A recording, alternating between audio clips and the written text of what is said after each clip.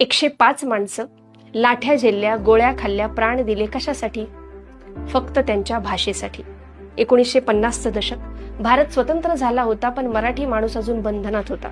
मुंबई जी मराठी माणसांची होती ती द्विभाषिक बॉम्बे स्टेटमध्ये अडकली होती.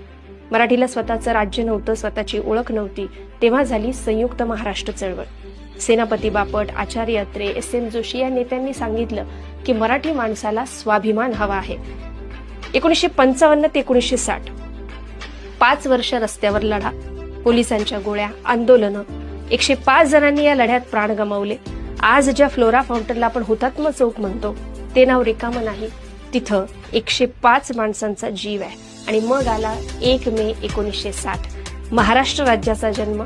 त्या दिवशी रस्त्यावर आनंदाश्रू होते, कारण भाषेसाठी लढलेल्यांचं स्वप्न पूर्ण झालं होतं.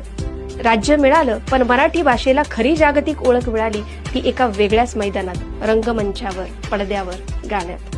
उद्या त्या प्रवासाची गोष्ट, आणि ती गोष्ट तुम्हाला अभिमानानं भरून टाकेल. हे हुतात्मे विसरू नका, आणि हा व्हिडिओ एकाला तरी शेअर करा जो मराठी माणूस आहे. रामकृष्ण हरी.